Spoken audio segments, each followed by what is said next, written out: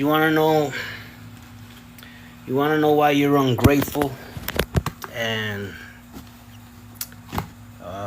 not appreciative of a living legend like yours truly? Because you're insecure, incompetent, and fail to accomplish your own tasks, your own goals. Because, like I said, man, I'm fighting this case different from. Already, I stand out as something different because I fought for that independence all my life, and those that can't keep up already are, like I said, you can see the tension in the street. The tensions are high. People are scheming, plotting, with their beady eyes, looking at you with some type of envy look, and they know now that you know how they think, but maybe at the moment they think you don't see that. Reading their bad energy, their vibes and shit, But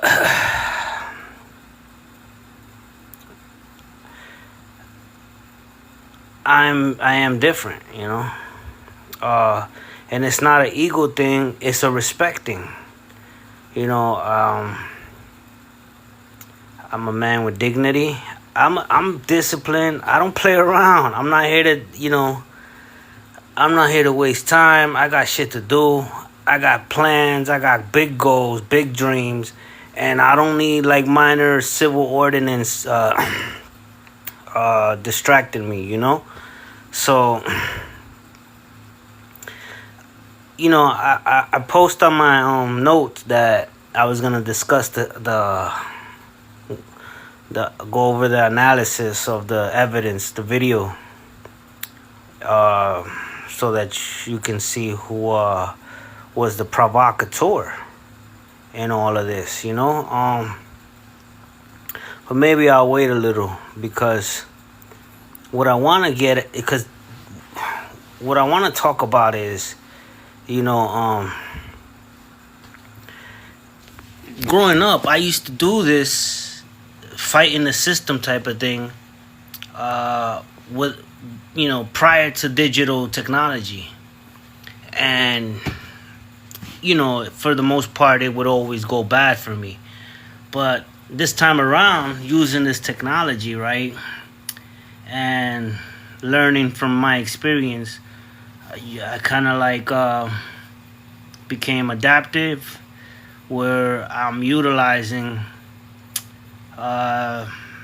these texts to formulate my case in a more advantageous position, so that I don't have to suffer the consequences of always ending up going to jail, of course for no reason, because I'm absolutely righteous in every one of them, but I didn't know how to defend myself in those times, so that's why I'm taking precautions and using this to my benefit. And this time around, in this modernized times, what bothers me is that because I have a unique mind, right, original brand, there's a lot of envious people with beady eyes and shit, mad because they can't do it themselves or something like that, And it reminds me of characters like Malcolm X, Martin Luther King, Gandhi, Nelson Mandela, Fidel Castro, Che Guevara. It reminds me of these people because, shit, even Trujillo, he was a Dominican dictator who, well, not so much him, but because I was thinking about the national debt, and I was like, at least he got rid of the national debt. He was a president that didn't owe nobody, and we can't even do that as a country. But I get digress. I think of these people because they were civil rights activists, fighter, revolutionary people, and in some cases, like for instance, with like Malcolm X, uh, this was not done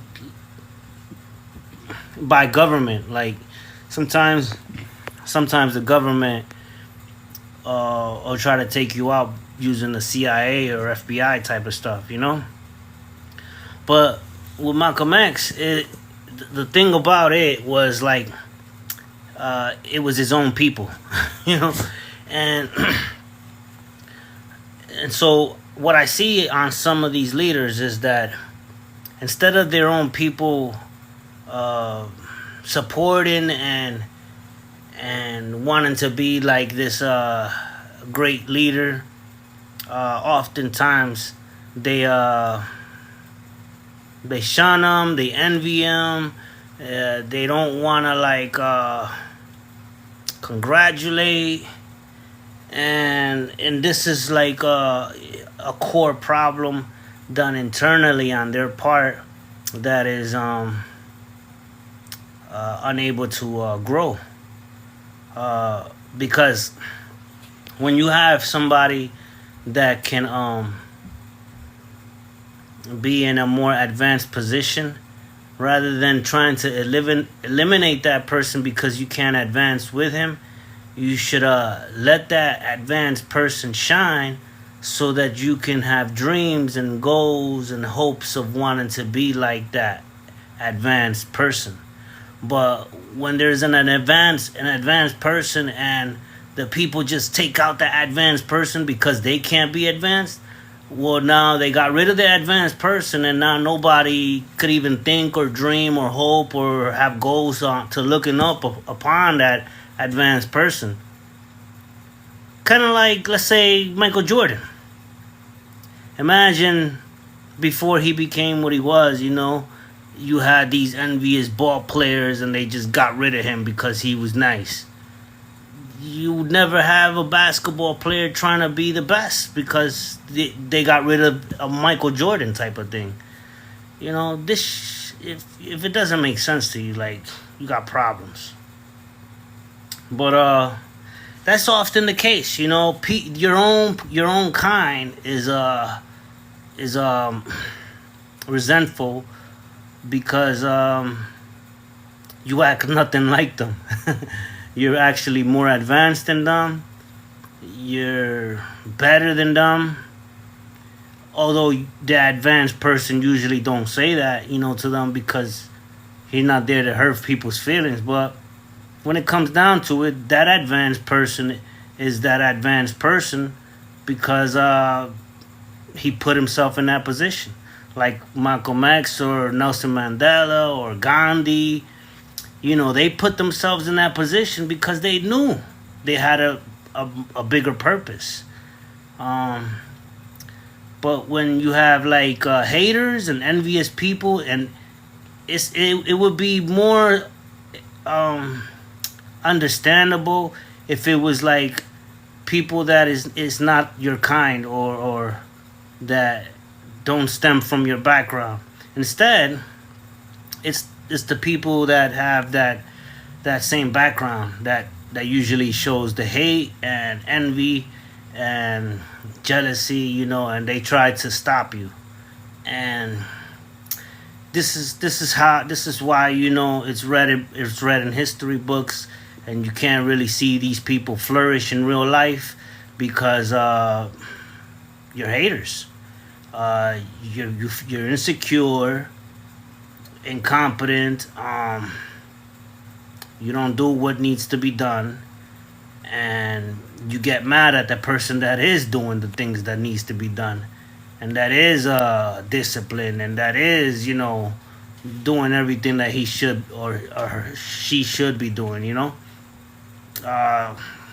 Goes for both genders. If you put in the work, you get where you get the results. Um, but if all you're doing is hating on the next person because he looks like he's doing it better than you, then you're the problem, not that person. You should first of all stop trying to compete or beat that person, but try to learn instead from that person, or try to become like that person, to be better than that person, if anything, but not by hating just because you can't do it. I think that's childish, that's ignorance, and because of that way of thinking, many leaders have failed, and that has to end. And so, I'm just taking my precautionary actions before I take this to trial, which I doubt it'll ever get there. But yeah. So I'll probably be going over the evidence, and this is so that the people in my area, because there's a lot of hostility and high tension going around. Like I said, where people are looking at you beady, and stop being jealous, stop being envious, accept that you can't beat me or be me, but surrender and become a student and see if you can learn something, without having so many assumptions and thoughts already filled with discombobulations of whatever. Just empty your thoughts, empty your bottle, your water, and let me fill it with some purified H2O type of stuff. All right, thanks for tuning in. That's that with all of that. Till next time.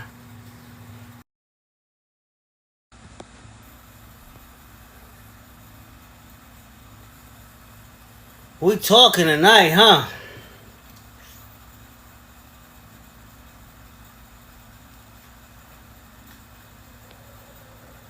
Let me just say I am on the side of AI helping humans. As long as the humans can mold the AI to live restricted for some audiences. Wow, I got restricted. What the hell? I guess they didn't like me talking about AI. But I got hit with a restriction. So this is not gonna be seen. That's messed up. Anyway, I'll download it and upload it on my YouTube if I have to. That sucks. Why the hell they? So I'm on the side with AI as long as you can mold it, right? Because what I've learned is that there are people who don't know how to use AI, and there are people who know how to use AI. And the people who don't know how to use the AI complain that the people who are using AI is messing things up. In a way, it is, because it creates a saturated field where there are a lot of inexperienced users using AI in a more ignorant way, or less useful, productive way. Inexperienced users using AI as opposed to experienced users who uses AI to make the situation even better. So That's the distinction and the discernment you have to come up with once you step back and realize that there is a separation. Now, the dichotomy of this, that the dichotomy of this creation causes your left and your right, right? And the people who can only go about this situation in their points of view. But what I've seen from my experience is that when you become one in an artistic, I am an artist, so I do, like, I am a real, like, you can equate me with, like, people like Leonardo da Vinci, Donatello, Raphael, Isaac Newton, Albert Einstein. And the reason I'm not recognized by all these prestigious gatherings is because I had to do it on my own. And in my own tongue, my own accent, and yeah, so I ended up superseding all of those and made my own history, one where it's recognized like Plato or Aristotle or Trismegistus, a part of history, like Lord 13 itself, in all avenues, all aspects, all areas, all my life. This is who you're witnessing. So, and all of this, right? I get lost at my own, marvelous, bombastic description of self in a most humble way, but not really thinking about it, So going back to what I was saying with AI, right? You have this dichotomy between these two, right? But like I said, what I've learned with experience is that if you know how to use your AI, it can help you become faster, smarter, more productive, more creative, more imaginative, more explorative, more etc., etc. But if you're on the side that really don't know how to use AI, you're gonna be in the side of complainers. Now, people be like, what? You're so smart, you're so intelligent. Why is it that you're not rich and shit like that? That's often thrown at smart people, right? That's simple, man. I'm a revolutionary fighter. Now, all of that you say that I lack because I'm so bright, it's not that it will not come. Let's remember, I'm young as hell. And I never bowed to no one. So this delayed my process because I was no kiss asser. I was no brown noser. Everything I did, I got on my own. Blood, sweat, and tears. Like, I shed the real tears. I got the real cuts. And I actually sweat from the hard work, the labor. So I made sure that the words that came out of my esophagus really meant something, and carried a lot of weight. So the future should be interesting if you know how to apply it. Like I said, this many times ago, I'll say it again, but right now, what I'm doing with this phone, right, this smartphone, is learning how to make it benefit me. And sometimes all you have to do is input data to receive a multiplication of that back, you know? And simple things like recording videos sometimes it helps your agenda. And there are many things I could discuss about how to use AI and what you can do to better benefit your life, as I'm learning myself. And it becomes easier when you can afford all these things at the same time. Because let's say you invest in one of these robots, right? I'm just making things up. uh, you know,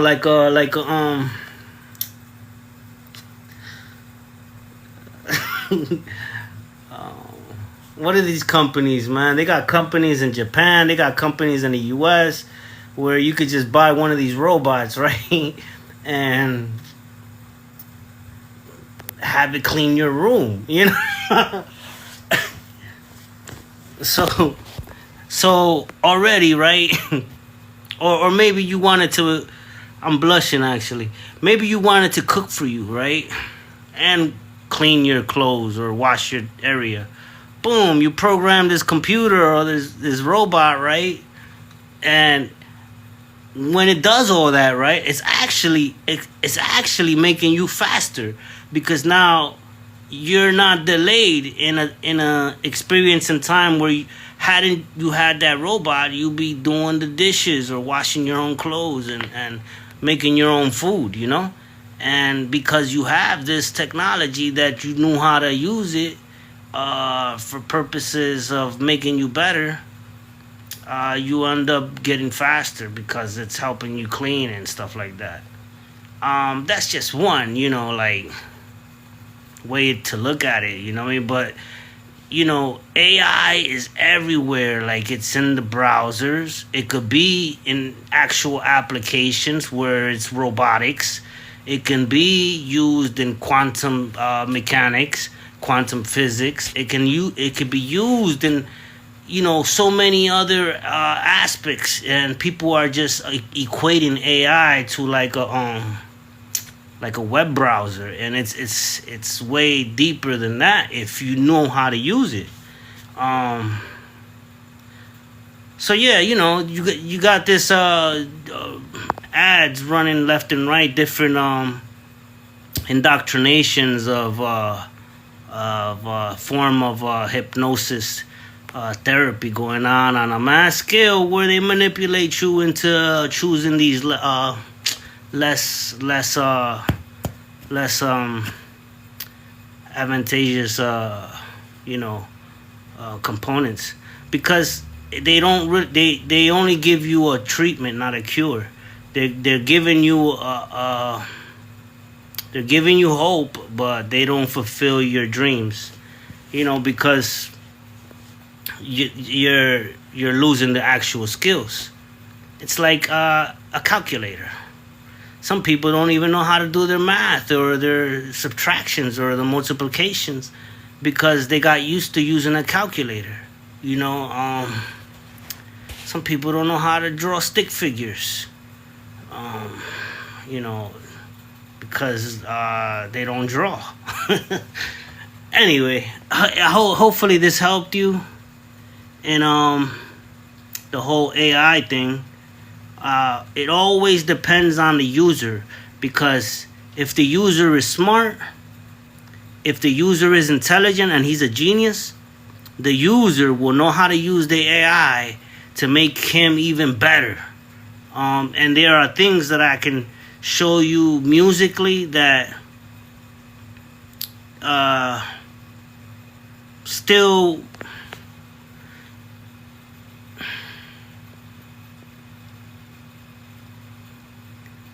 I'm trying to think, because I can help.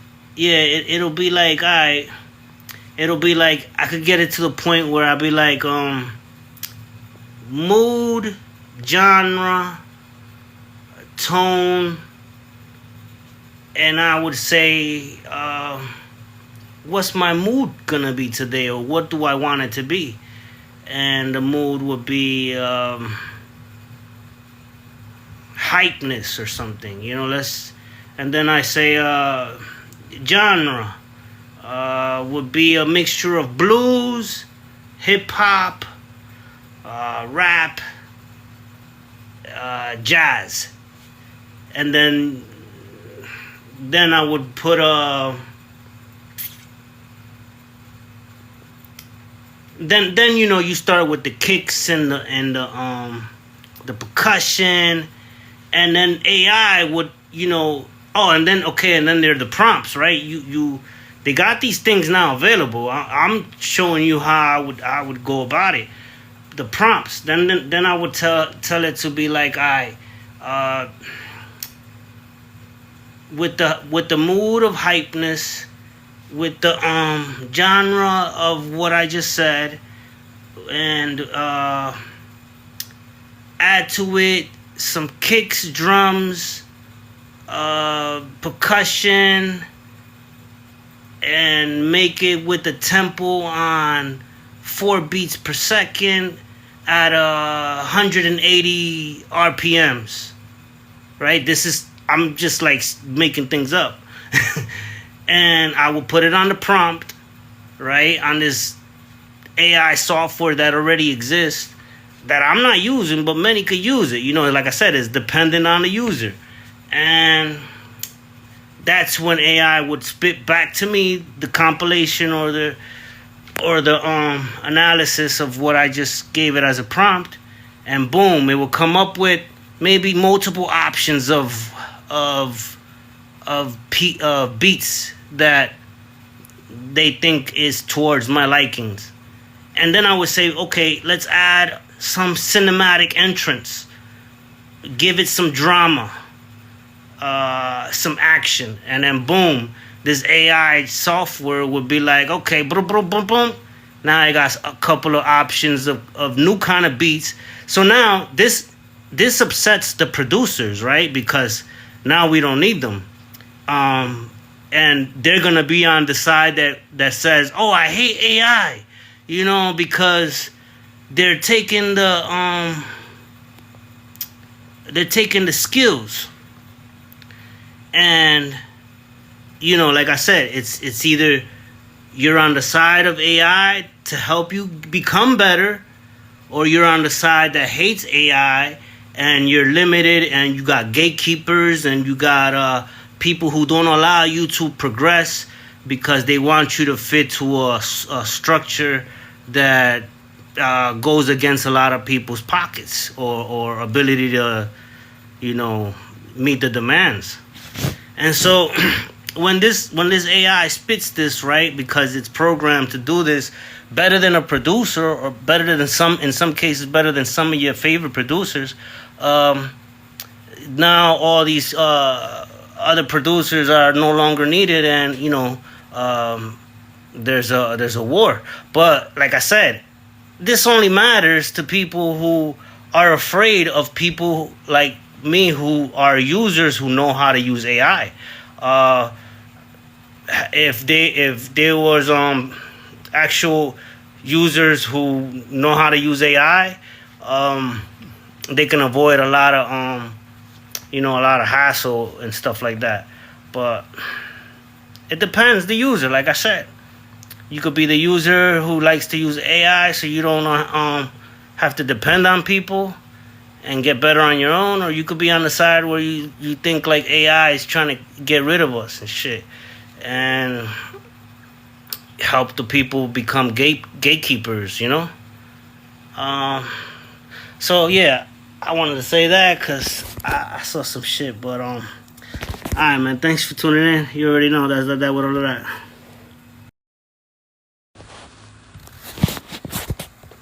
Yeah. So another thing, right?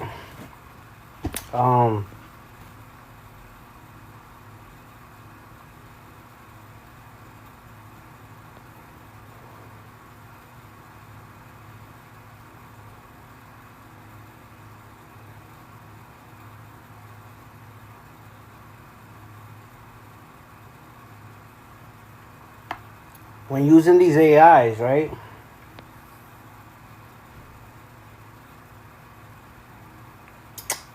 It's all about. It's all about. It's basically. It's about who has an ear, who listens, and who doesn't. Because, like the calculator, right? You're becoming absent of some skills by using the calculator instead of knowing the answer on simple mathematics. The same is happening with AI, right? Like AI is doing something where, on one end, it incapacitates or maims the people from upgrading because they're getting used to the calculator. On the other hand, you have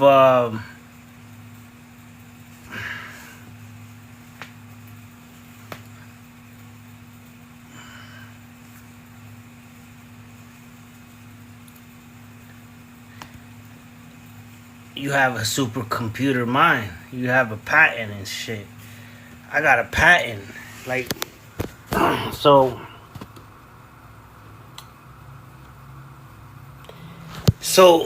like people who use AI, like, the wrong reasons, boom, they could create a hip hop song and generate lyrics from AI, boom. And then what they'll do is put a picture of, let's say, Biggie Smalls or Tupac, and these lyrics don't represent or has anything to do with the author, the pictures that are being displayed, which come from people that are no longer alive, and they never rapped in their life, But here comes this AI, right, with lyrics, and then so you have an audience who's listening to these lyrics, and they believe that it's the actual person prior to their death, and that isn't the case, because so the only way you know that isn't the case is if you have a good ear, and if you lived through that era. So you know something about a certain artist, right? Maybe you're a fan and you grew up loving everything about this person, and then you bought all their albums or pictures or whatever it is, playlist, and you know everything about this person, their lyrics, everything. That person is no longer around, right? And a couple decades pass, and now you start hearing that person again under new lyrics. You, who are the fans, who knew everything about this person when he was alive, are gonna know the difference, because you have that ear, where you know that that's not the real lyrics. That's AI generated. By having this distinction, it gives you a level of discernment where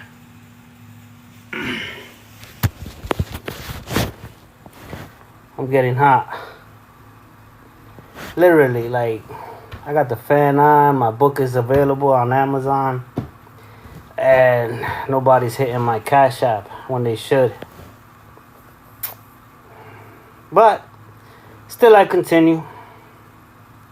Anyway, so by you having an ear, right?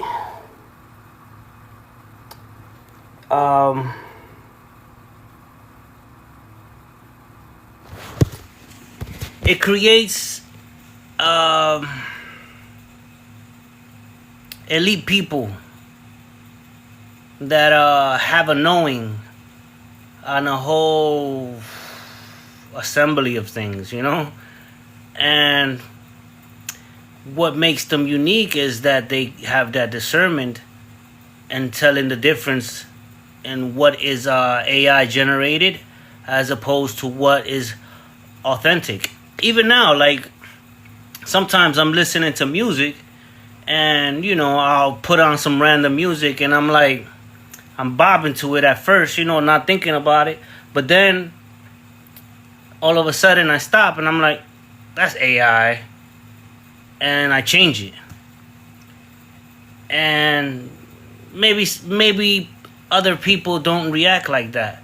Maybe they go through the whole thing listening to it and thinking that it's a person. And what that does is it incapacitates the people from learning the real truth of that art that's being expressed. Like a calculator, it dulls them.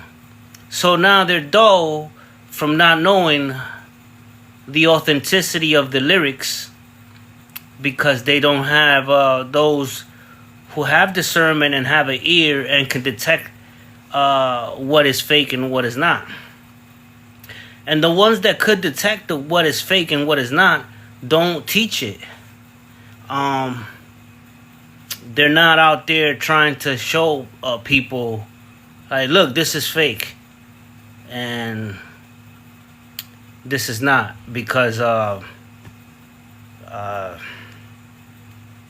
it's kind of like it's a new sport, but it's also it's on uncharted territories. Like people are now learning to become more vocal and stuff, but it's an area where people don't talk. So because they don't talk, people are stuck in the blind, not knowing things, and so they don't know when is something real or when is something fake. And I see it all the time. Like I still listen to some of the old school rappers, like like a Nas or Raekwon, Ghostface, as far as hip hop, but there's times, right, where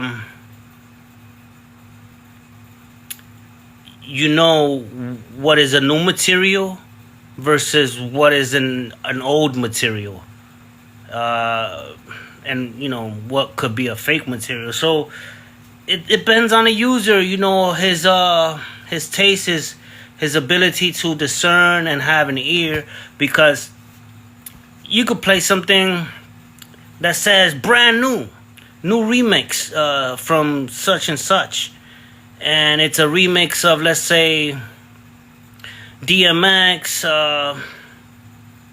Biggie, Jay-Z, Nas, all these famous people, and then you realize it's a work that's been edited and it's old material that they did in the 90s, like nothing new. Meanwhile, those real artists some have not even, like, for instance, Jay-Z don't even make music anymore, and they're putting out material like he's coming out with new material. And like I said, the user who knows the authenticity knows what is a Jay-Z lyric as opposed to the supposed new Jay-Z material, and so it's like I said, it's on the one hand, it makes you a little more crippled because you don't know authenticity, and on the other hand, those that could detect it don't speak about it because it's an art that it's not chartered yet, so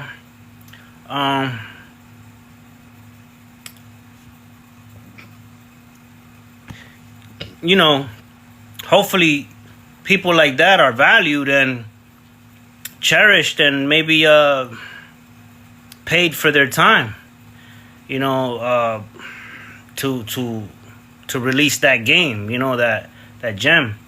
I would definitely go to whatever event they come up with and show up.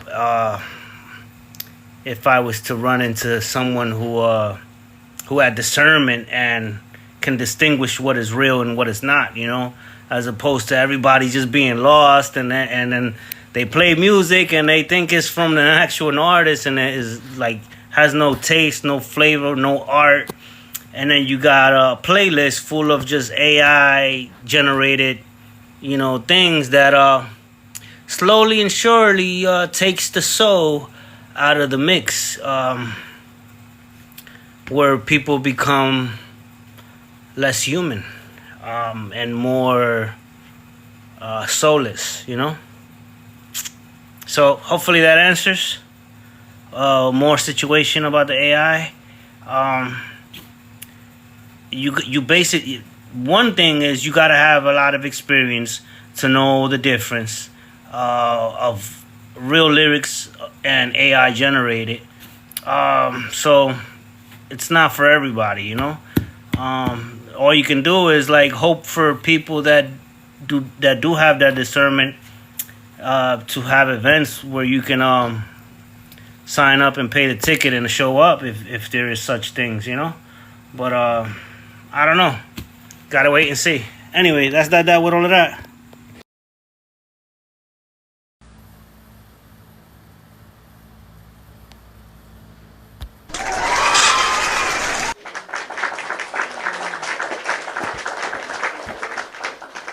So I just want to say, right? To those people who might take some of the things I say in a negative way, you gotta remember, right? Or you gotta try to at least, and I'm gonna keep this brief, because I'm this picture of the suit, I'm like saving it for like legal talk, like me defending my case or something, because I want to look dope on it. But this is like a side thought, just to answer some of these people who are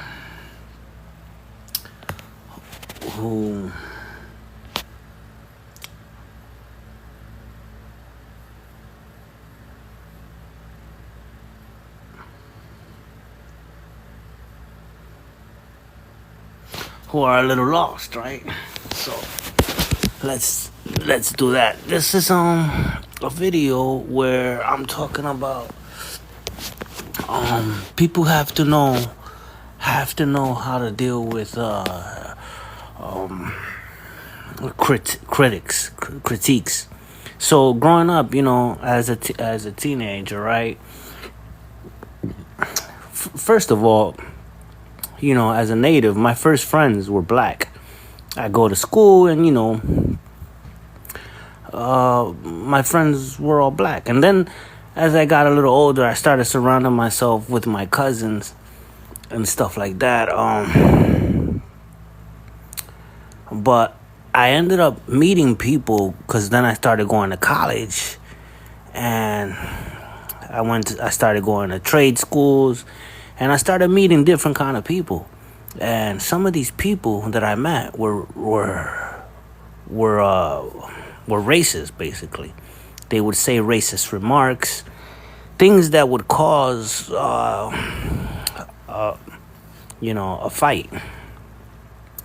And many times, it's what started our conversation. Like there'd be a time maybe I wanted to punch someone, and then that person ends up becoming a friend, and you start like learning how to deal with racist people, and you guys actually become friends, and so, but by being with a racist person, right, you end up a couple of, because of this racist person, you end up getting in fights, or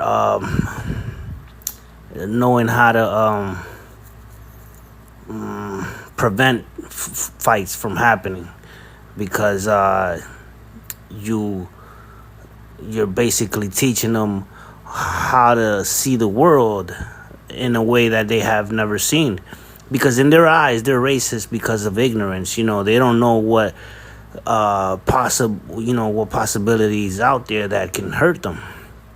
And in my world, like, being surrounded from the streets and stuff like that, like, these are dangerous things to say, like, yo, somebody could kill you, this and that, and then when someone is racist like that, and well, I like I said, from very young, being around people like this taught me how to tolerate them, and a bond is created where we're not trying to hurt each other.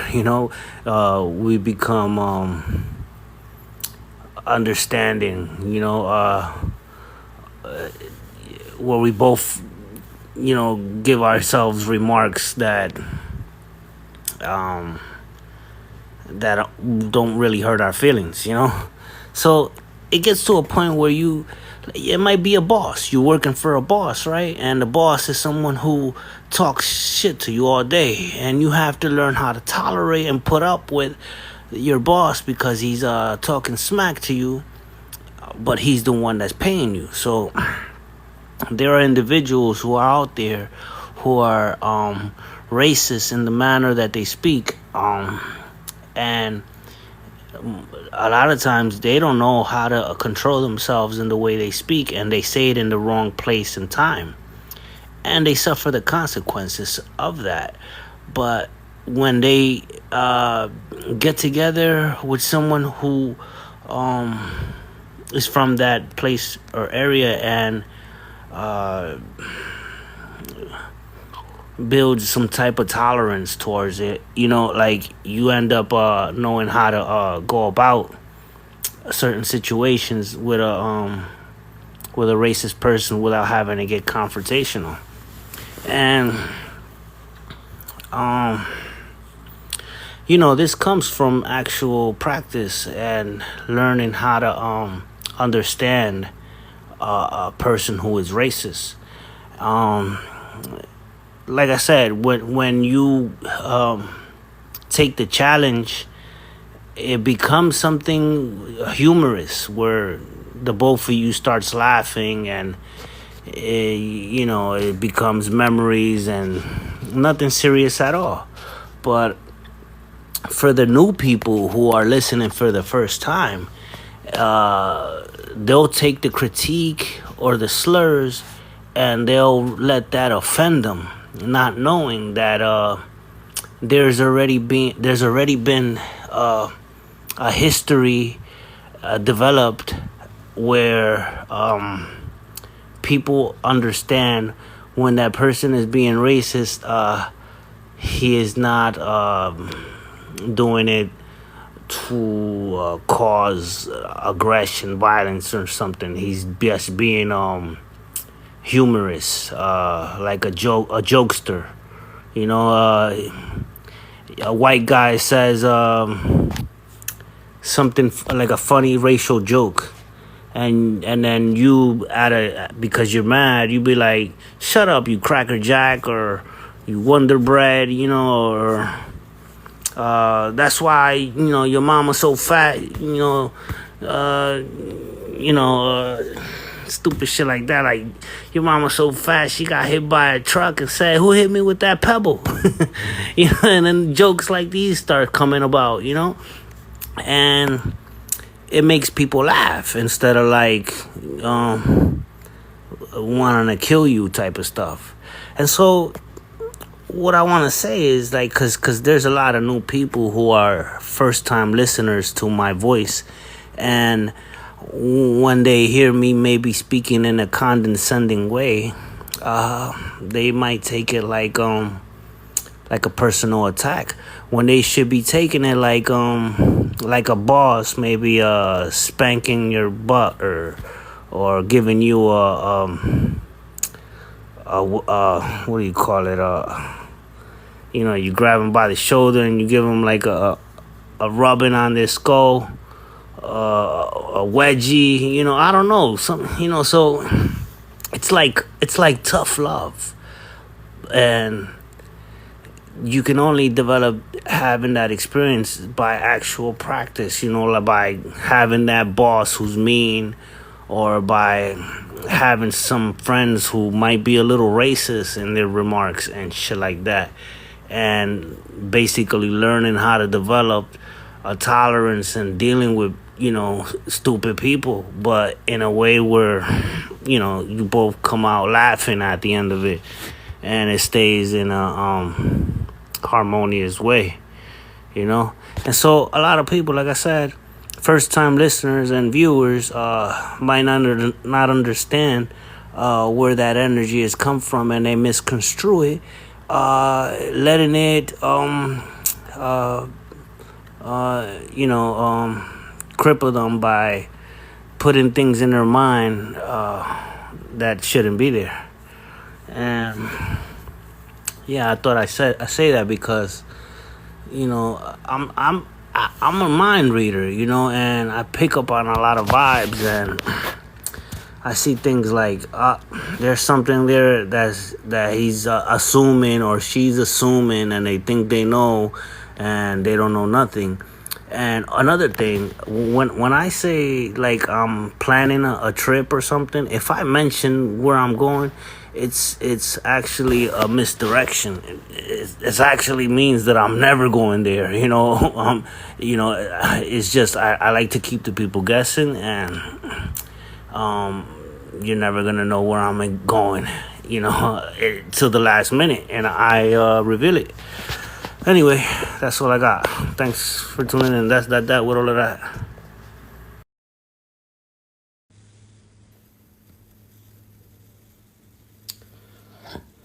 So about AI and what it's doing to music. I want to say is that AI is taking over in a lot of different things, where it's replacing your favorite producers. I mean, it's getting to a point, right, where through pattern recognition, these AIs can analyze and study your favorite producers. So let's say you pick the best producers, right? Like, let's say you got Swiss Beats, you got Timbaland, you got Pharoah Monch. No, not Pharoah Monch. Pharoah. You got Dr. Dre. You got DJ Premier. You got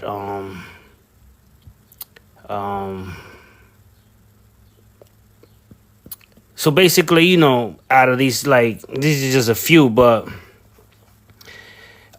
you get AI, right, to study their beats, their flow, because there is a distinction that separates these producers.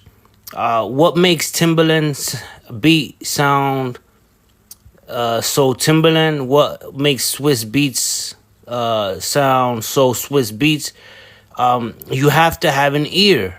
I keep saying this, but if you have an ear, you can distinguish what makes Timbaland's beat, what makes Swiss Beats beat, what makes Pharoah's beat, what makes Premier's beat. It's kind of like you're looking for the signature in what makes their beat theirs. And so,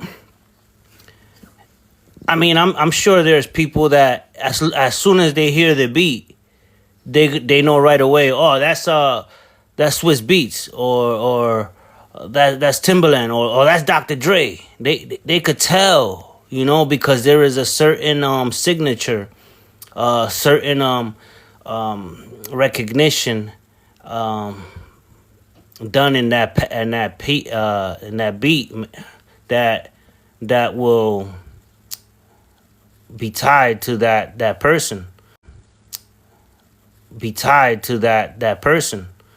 and when you have a good ear, right, and you can distinguish these things, um that's just you being human, knowing the difference and having good taste and having good taste. But what is happening is that AI is able to do all that, right? Recognition, finding the difference, and getting better at articulating that difference. So, like I said, it's getting to a point where you get these softwares and you program it and be like, oh, I wanna be tailored to your likings, describing the mood. Let's say you're feeling a little angry or sad.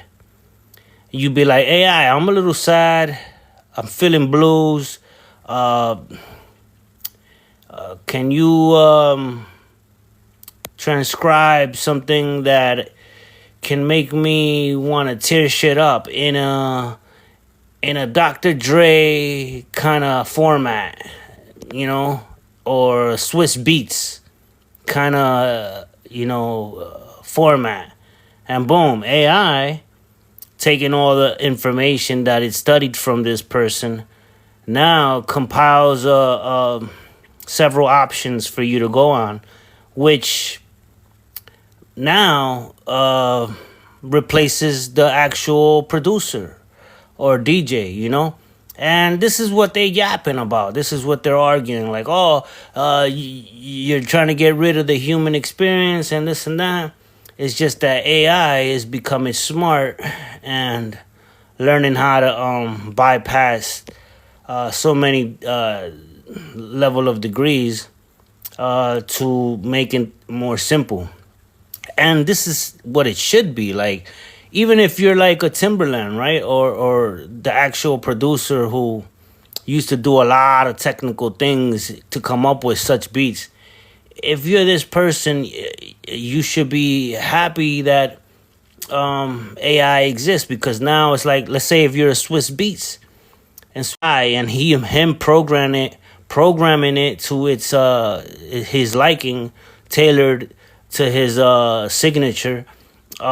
He could be like, AI, make me 500 beats today while I go take my kids out shopping or some shit, and boom, AI does this. But similarly, it can also the people who have this knowledge, it can bypass them by not needing them. So a Swiss Beats would hate someone who is actually utilizing this tool to their benefit, because you're taking them out of the equation. And this is where that division comes. We're like, oh, they're getting rid of us and this and that. And it's just basically you studying the best producers and looking for the best, let's say, sound that you think is best for you, by having it tailored fit to your liking. I like Swiss Beats, I like Timberland, but I think I'm more like a Swiss Beats person. So I don't know, I would probably be like, give me a couple of beats that sound kind of like Swiss Beats. Boom, it draws this up, and now Swiss Beats is mad at me because I got original beats made by AI that sounds like him or even better. And this type of knowledge is kind of like a threat to their establishment, because it replaces them. But I guess, like I keep saying, it depends on the user, because if the user is smart, the user can replace all these great producers. If the user is not smart, the user will keep depending on these producers who are human, and you have to wait for them to come up with such a masterpiece, and on top of that, pay millions of dollars for that beat. Whereas if you were smart enough, you can use the AI and be like, bypass all that, by making something even better than what they would do naturally. And it's like I said, it just depends on the user. The way it's heading, it will allow more people to become less dependent on producers. So producers, what they can do to stay relevant, like let's say a Timberland or a Swiss Beats, is give courses on how they approach their tailoring, as far as how they're using AI. And by giving courses, you get people to learn. You get students. So students now want to go to take your course to see how you learn how to use your AI the way you want to use it. And you're basically teaching people how to use, AI. But of course, you don't got to take course. You could learn on your own. This is just if you, this is like for producers who want to like combat the AI take over and they want to still remain relevant.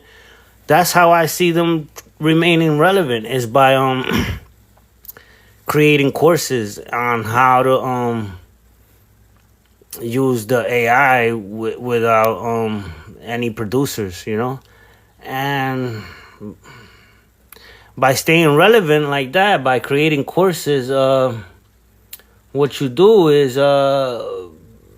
you're expanding your field. You're not only making music, but you're creating future producers who are now experienced AI users, and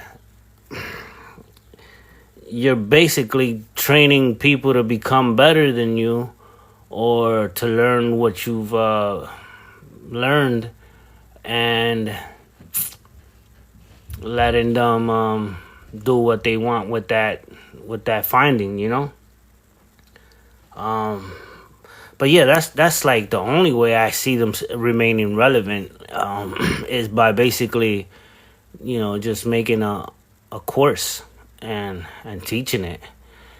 Other than that, what else could because they're not gonna be needed, right? So what would be their main function?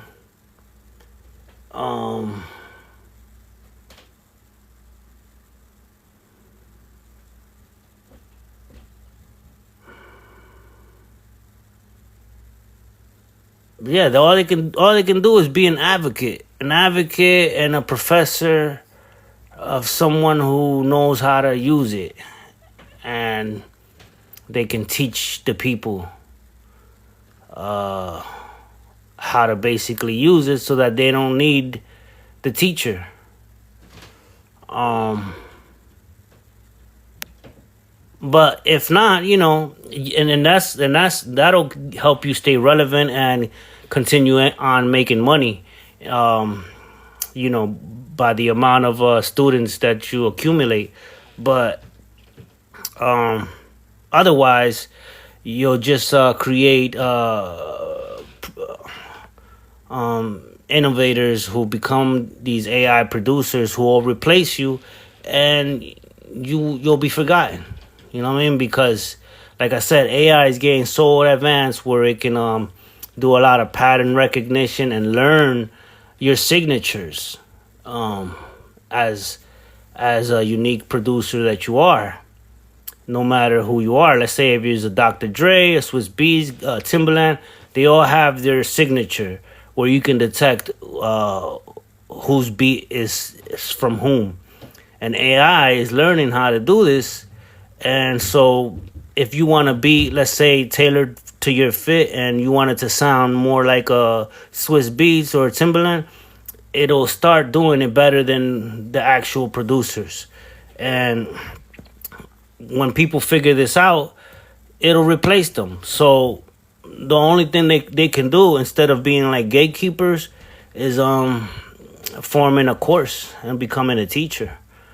Other than that, their career is pretty much over once people realize the potential and mastered it, you know? Anyway, that's another one for me. LZ out. That's that with all of that.